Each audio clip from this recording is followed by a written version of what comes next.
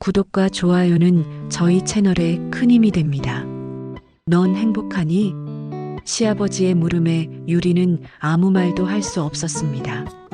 주식 투자로 돈을 날린 남편의 무심함, 그리고 따뜻하게 다가오는 시아버지 사이에서 갈등하는 유리의 이야기로 지금부터 시작하겠습니다. 남편 한승호는 매일 아침 정장을 차려입고 출근을 했습니다. 겉으로 보기엔 평범한 가장이었지만 그가 집으로 돌아올 때마다 표정은 무겁게 내려앉아 있었습니다. 직장 생활은 이어가고 있었지만 문제는 주식이었습니다. 몇 년 전부터 틈틈이 해오던 투자가 잘못되면서 큰 손실을 입었고 그 구멍은 월급으로도 메워지지 않았습니다. 집 식탁 위에는 고지서와 카드 청구서가 수북이 쌓여 있었습니다. 분홍색 연체 고지서가 보일 때마다 아내 정유리는 가슴이 철렁 내려앉았습니다. 전기요금, 가스요금, 아이 학원비, 그리고 늘어난 대출 이자까지 어디서부터 손을 대야 할지 감도 오지 않았습니다. 밤마다 한숨을 내쉬는 유리를 보고도 승호는 조금만 기다려. 곧 반등이 올 거야. 라며 자신을 달래듯 중얼거렸습니다.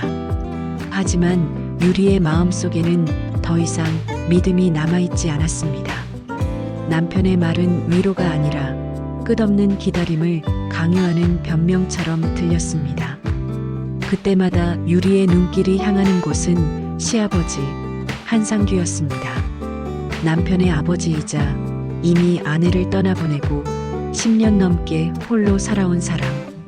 흰머리가 성성했지만 여전히 당당했고 은퇴 후에도 모아둔 돈 덕분에 크게 불편함 없이 생활하고 있었습니다. 유리는 명절이나 제사 때마다 빠짐없이 시댁을 찾았습니다. 시어머니가 세상을 떠난 뒤로 집안 제사 준비와 명절 음식은 오롯이 며느리의 몫이었습니다. 친척들이 모두 모인 자리에서 유리는 새벽부터 장을 보고 부엌에서 하루 종일 음식을 만들었습니다. 며느리가 참 훌륭하다. 시어머니도 안 계신데 제사까지 다 챙기네. 승호는 복받은 줄 알아야 해. 요즘 누가 이런 며느리를 얻겠어. 사돈댁 친척들과 이웃들은 유리를 칭찬했습니다. 정유리는 웃으며 손사래를 쳤지만 속으로는 고단한 현실에 눈물이 맺혔습니다. 그때마다 시아버지 상규는 조용히 다가와 봉투를 내밀곤 했습니다. 시장 보는데 쓰거라. 애들 앞에서 쪽팔리게 하지 마라. 가족끼리 무슨 체면이 있냐. 유리는 처음에는 손사래를 치며 사양했습니다. 하지만 생활비가 턱없이 부족한 상황에서 그 봉투는 점점 쉽게 거절할 수 없는 존재가 되어갔습니다. 제사 준비를 하거나 명절 음식을 장만할 때마다 상규는 아무렇지 않게 돈을 쥐어주었고 그것은 단순한 도움을 넘어 유리의 숨통을 트이게 했습니다. 명절뿐만이 아니었습니다. 평소에도 유리는 종종 시아버지 집을 찾아가 청소를 해주고 밑반찬을 챙겨다 놓곤 했습니다. 아내를 잃고 홀로 사는 노인의 집을 돌보는 것은 며느리로서 당연한 일처럼 보였습니다. 이웃들도 그 모습을 보고 며느리가 참 효녀다라며 칭찬을 아끼지 않았습니다. 하지만 시간이 지나면서 그 단순한 방문이 점점 길어지고 잦아졌습니다. 청소를 하고 반찬을 채워주던 시간이 상규와 마주 앉아 차 한 잔을 나누는 시간이 되었고 나중에는 말없이 서로의 고단한 마음을 알아주는 시간이 되었습니다. 승호와는 돈 문제로 하루가 멀다 하고 다툼이 이어졌습니다. 하지만 상규와는 묘하게 대화가 편했습니다. 그는 언제나 괜찮다, 다 잘 될 거다라며 짧지만 묵직한 위로를 건넸습니다. 승호가 말하는 반등이 공허한 희망이라면 상규의 말은 실제로 유리의 삶을 지탱해주는 현실 같은 안도감을 주었습니다. 이웃들은 며느리가 시아버지를 챙기는 모습에 감탄했지만 정작 두 사람은 자신들도 모르는 사이에 마음의 거리를 좁히고 있었습니다. 아무도 눈치채지 못한 채 작은 균열은 이미 시작되고 있었습니다. 정유리는 언제부턴가 남편 한승우와 대화를 피하기 시작했습니다. 식탁에 마주 앉아 있어도 말은 길게 이어지지 않았습니다.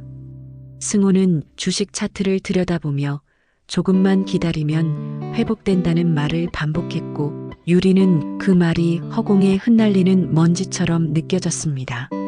생활은 점점 더 팍팍해졌습니다. 아이 학원비를 줄여야 했고, 카드값은 2월을 거듭했습니다. 남편의 월급은 이미 구멍난 가게를 메우기엔 턱없이 부족했습니다.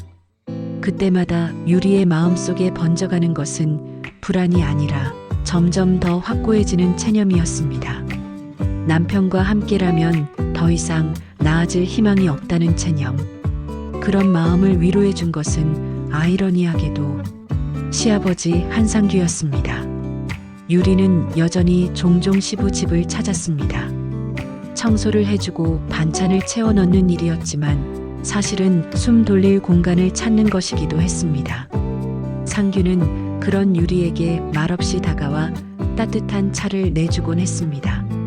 주머니에서 꺼낸 봉투를 건네며 애들한테 필요한데 쓰거라 하고, 말하는 그의 목소리는 단호하면서도 따뜻했습니다. 유리는 그 순간마다 알 수 없는 안도감을 느꼈습니다. 단순히 돈 때문이 아니었습니다. 자신을 이해하고 고단함을 위로해주는 사람은 남편이 아니라 시아버지였기 때문입니다. 어느 날 아이 학부모 모임에 나가야 했던 유리는 거울 앞에서 멈춰섰습니다. 주변 엄마들은 하나같이 명품 가방을 들고 있었지만 자신은 번듯한 가방 하나 없었습니다. 속으로 한숨을 내쉬던 그날, 상규가 뜻밖의 제안을 했습니다. 가방 하나 장만해라. 애들 학교에서 체면이 있지 않겠냐. 유리는 손사래를 쳤지만 상규는 이미 백화점 봉투를 내밀고 있었습니다. 아이들 앞에서 당당하게 설하며 건넨 가방은 유리의 마음을 흔들어 놓았습니다. 모임에 나가 당당히 어깨에 걸친 그 가방은 단순한 물건이 아니었습니다. 자신이 존중받을 수 있다는 착각, 그리고 누군가 자신을 세워준다는 확신이었습니다. 시간이 지날수록 유리의 발걸음은 시부집으로 더 잦아졌습니다. 청소를 하는 손길이 오래 머물렀고, 밑반찬을 챙겨 넣던 순간은 길어진 대화로 이어졌습니다. 이웃들은 여전히 며느리가 효녀다라며 칭찬했지만 두 사람은 이미 묘한 정서를 공유하기 시작했습니다. 남편 승우와는 갈등이 깊어졌습니다. 주식으로 잃은 돈을 만회하겠다며 또다시 대출을 알아보는 남편에게 유리는 차갑게 쏘아붙였습니다. 이제 그만해. 우리 인생이 내 도박판이야? 그 말에 승우는 대답을 잃었고 두 사람 사이엔 긴 침묵만이 감돌았습니다. 반면 시아버지 상규와의 대화는 늘 부드럽게 흘렀습니다. 그는 유리의 고단한 마음을 묵묵히 들어주었고 가끔은 자신의 외로움도 내비쳤습니다. 혼자 살다 보니 말벗이 그립다. 내가 와주니 집이 살아나는 것 같아. 유리는 그 말을 들으며 알 수 없는 연민과 위로를 동시에 느꼈습니다. 처음에는 단순히 시아버지를 불쌍하게 여기는 마음이었지만 어느새 그 마음은 자신도 모르게 다른 감정으로 변해가고 있었습니다. 어느 날 늦은 저녁, 유리는 반찬을 놓고 돌아서려다 상규의 눈빛과 마주쳤습니다. 말없이 마주선 두 사람의 눈에는 알 수 없는 떨림이 스쳤습니다. 유리는 급히 시선을 돌렸지만 가슴은 빠르게 뛰고 있었습니다. 그날 밤 집으로 돌아온 유리는 불면의 시간을 보냈습니다. 옆에서 코 고는 남편의 무거운 숨결이 답답하게 느껴졌습니다. 그녀의 머릿속에 떠오른 것은 남편이 아니라 시아버지의 따뜻한 눈빛과 손길이었습니다. 이웃들은 여전히 두 사람의 관계를 며느리의 효심이라 여겼습니다. 하지만 그 무심한 칭찬 속에서 정유리와 한상규의 관계는 천천히 그러나 확실하게 경계를 넘어가고 있었습니다. 시간은 계절을 몇 번이나 바꿔놓았습니다. 정유리는 여전히 집안 살림을 이어가고 있었지만 그녀의 마음속은 점점 복잡해지고 있었습니다. 남편 한승호는 여전히 주식 차트를 들여다보며 허망한 미래를 붙잡고 있었고 가정의 분위기는 점점 더 얼어붙었습니다. 반면 시아버지 한상규의 집에 가는 길은 이상하리만큼 가벼웠습니다. 장바구니를 들고 시부 집으로 향하는 발걸음은 책임감에서 시작되었지만 이제는 일상의 도피처가 되어 있었습니다. 그날도 유리는 시아버지 집을 찾아 청소를 마쳤습니다. 창문을 열어 환기를 시키고 소파 위에 담요를 정리하다가 잠시 멈춰 섰습니다. 집 안가득 흐르는 정막이 묘하게 낯설지 않았습니다. 상규가 다가와 조용히 말을 건넸습니다. 요즘 얼굴이 많이 어두워졌다. 혹시 승우랑 또 싸웠냐? 유리는 고개를 떨구며 작게 웃어 보였지만 눈가에는 금세 눈물이 맺혔습니다. 아니에요. 그냥 요즘 사는 게 벅차서요. 상규는 한숨을 내쉬며 유리에게 따뜻한 차를 건네주었습니다. 그 순간 유리는 알 수 없는 위안을 느꼈습니다. 마치 자신의 고통을 누군가 온전히 받아주는 듯한 안도감. 며칠 뒤 아이 학부모 모임에서 돌아온 유리는 또 한 번 모욕감을 느꼈습니다. 다른 엄마들이 신상 가방과 값비싼 옷을 자랑할 때 그녀는 뒷자리에 앉아 말없이 웃어야 했습니다. 집으로 돌아오자 현관 앞에서 기다리던 상규가 조용히 봉투를 내밀었습니다. 사람들 앞에서 기죽지 마라. 넌 그럴 자격이 있다.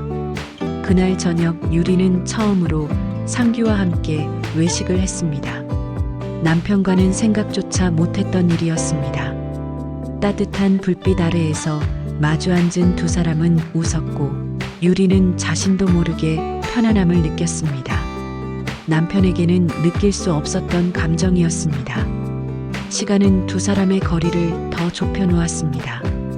청소를 마친 뒤 차를 마시며 나누던 대화는 밤늦게까지 이어졌고 어느 순간 두 사람의 손등이 스치듯 닿았습니다. 유리는 놀라며 손을 거두었지만 그 순간의 떨림은 오래도록 잊히지 않았습니다. 며칠 후 상규는 유리를 향해 조용히 물었습니다. 넌 행복하니? 그 질문은 유리의 가슴 깊숙한 곳을 흔들었습니다. 행복하냐는 단순한 물음에 그녀는 대답할 수 없었습니다.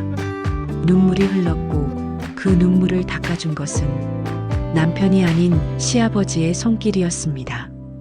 그날 밤 금단의 선은 결국 무너졌습니다. 유리는 집에 돌아와 스스로를 다그쳤습니다. 이건 잘못된 거야. 절대로 반복해선 안 돼. 하지만 그녀의 마음속에서는 이상하게도 죄책감보다 위로가 더 크게 자리 잡았습니다. 이웃들은 여전히 두 사람의 관계를 의심하지 않았습니다. 오히려 며느리가 효심 깊다고 칭찬했습니다. 하지만 그 칭찬은 이제 두 사람에게 묘한 아이러니로 다가왔습니다. 아무도 모르게 공유한 비밀, 그리고 무너진 선. 정유리는 밤마다 두려움과 안도 사이에서 흔들렸습니다. 남편 곁에 누워 있으면서도 머릿속에는 시아버지의 목소리와 눈빛이 떠올랐습니다. 그리고 그 순간이 찾아왔습니다. 승우가 뜻밖의 조기 퇴근을 하던 날, 유리는 여느 때처럼 시부 집에 있었습니다. 현관문 열리는 소리에 가슴이 철렁 내려앉았습니다. 유리야, 여기 있니? 남편의 목소리가 들려왔습니다. 유리는 급히 옷매무새를 가다듬으며 숨을 고르려 했습니다. 상규 또한 눈빛이 흔들렸습니다. 둘은 동시에 깨달았습니다. 이제 이 관계는 더 이상 숨길 수 없을지도 모른다는 것을. 작은 금이 간 유리의 일상은 이제 곧 거대한 파국으로 이어질 준비를 하고 있었습니다. 정유리는 매번 스스로를 다잡았습니다. 오늘까지만 더는 가지 말자. 그러나 그 다짐은 언제나 허망하게 무너졌습니다. 남편 한승우와 마주 앉아 있으면 대화는 늘 돈 문제로 흐르고 식탁 위에는 차가운 고지서가 쌓였습니다. 유리는 숨이 막혔습니다. 반면 시아버지의 집에 들어서면 공기는 전혀 달랐습니다. 고요하지만 따뜻했고 무엇보다 자신이 누군가의 여자로서 다시 살아나는 듯한 감각을 느낄 수 있었습니다. 그의 마음도 마찬가지였습니다. 아내를 떠나보낸 지 10년이 넘도록 쓸쓸한 밥상을 홀로 마주했던 누이는 며느리의 발길이 닿을 때마다 집안이 달라지는 것을 느꼈습니다. 반찬 그릇이 늘어났고 웃음소리가 들렸으며 무엇보다 자신을 바라보는 눈빛이 오랜만에 누군가에게 필요한 사람이라는 감정을 불어넣어 주었습니다. 만남은 점점 잦아졌습니다. 청소를 마치고 소파에 앉아 차를 마시는 시간이 길어졌고 늦은 저녁까지 이야기를 나누는 날이 많아졌습니다. 처음에는 서로 이러면 안 된다며 다짐했지만 두 사람 모두 알았습니다. 이미 선은 무너졌다는 것을. 거실의 불빛 아래 마주 앉은 눈빛은 오래 머물렀고 살짝 스친 손길은 인해 놓을 수 없는 그 무엇이 되었습니다. 그 불안한 떨림 속에서 두 사람은 되돌릴 수 없는 길로 깊이 빠져들었습니다. 그러나 두려움은 늘 그림자처럼 따라왔습니다. 현관문이 갑자기 열릴까? 이웃이 창문 너머로 볼까? 그런 순간마다 두 사람은 몸을 떨었습니다. 하지만 이상하게도 그 불안은 오히려 관계를 더 뜨겁게 만들었습니다. 들킬 수도 있다는 긴장감이 심장을 뛰게 했고 그것이 곧 서로를 더 붙잡게 했습니다. 이웃들은 여전히 칭찬했습니다. 며느리가 참 대단하다. 홀로 사는 시아버지 집에 그렇게 자주 가서 챙긴다니. 그 칭찬이 두 사람의 귓가에는 아이러니하게 울렸습니다.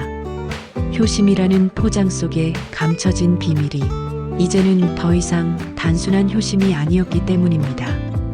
어느 날은 함께 시장을 보러 나갔습니다. 장바구니를 나누어 들고 걷는 모습은 겉으로는 평범한 부녀 같았지만 눈길을 주고받는 순간만큼은 달랐습니다. 사람들의 시선을 의식하면서도 두 사람은 묘하게 안도감을 느꼈습니다. 아무도 모른다는 사실이 오히려 그들의 결속을 강하게 만들었기 때문입니다. 그날 밤 유리는 집에 돌아와 거울 앞에 섰습니다. 나는 아내로서, 엄마로서, 며느리로서 무엇을 하고 있는 거지? 그러나 대답 대신 떠오른 것은 낮에 느꼈던 따뜻한 손길과 눈빛이었습니다. 죄책감과 위로가 뒤섞이며 그녀는 다시 침대에 몸을 던졌습니다. 곁에 누워 코 고는 남편의 숨결이 이상하게 멀게만 느껴졌습니다. 그의 마음도 무거웠습니다. 내가 무슨 짓을 하고 있는 건가? 아들을 배신하면서까지 이 여자를 붙잡고 있다니. 그러나 이미 늦었습니다. 한번 불붙은 불길은 쉽게 꺼지지 않았습니다. 그는 오히려 내일도 그녀가 오기를 기다렸습니다. 그렇게 두 사람의 관계는 절정에 다다랐습니다. 서로를 떠날 수 없었고 이미 일상이 되어버린 만남은 깊어질 대로 깊어졌습니다. 하지만 그 끝에 무엇이 기다리고 있을지는 두 사람 모두 알고 있었습니다. 언젠가 반드시 발각될 것이고 그 순간 모든 것이 무너질 것이라는 것을. 그리고 그날이 찾아왔습니다. 승우는 거래처 미팅이 갑자기 취소되며 평소보다 일찍 귀가했습니다. 집안은 고요했습니다. 아내의 신발이 보이지 않았습니다. 이상한 기운이 가슴을 짓눌렀습니다. 발걸음은 본능처럼 아버지의 집을 향했습니다. 현관 앞에 서자 안에서 들려오는 낮은 웃음소리가 그의 귓가에 스며들었습니다. 문을 열고 들어선 순간 거실에 앉아있던 두 사람의 모습이 눈에 들어왔습니다.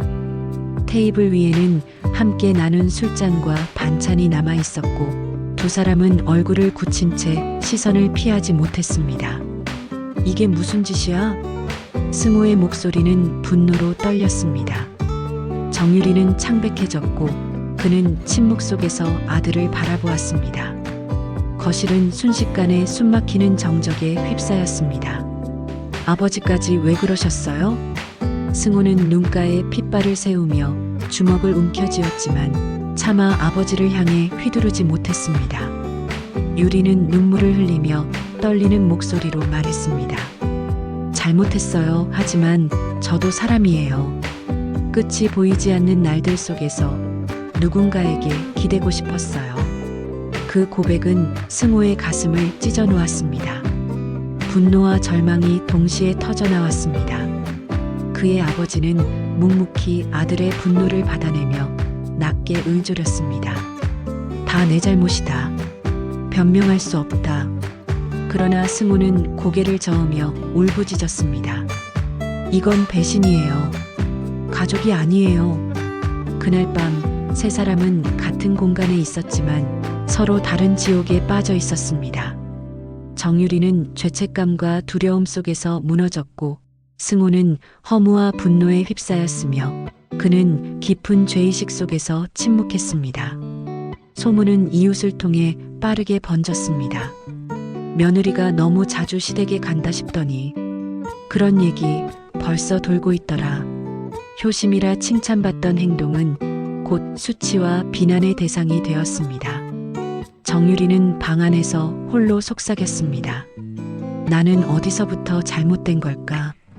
단지 버티고 싶었을 뿐인데. 그러나 답은 없었습니다. 불륜의 불꽃은 활활 타올랐고 이제 남은 건 잿더미뿐이었습니다. 그리고 그 잿더미 위에서 세 사람은 각자의 고통을 끌어안은 채 돌이킬 수 없는 파국을 마주하고 있었습니다.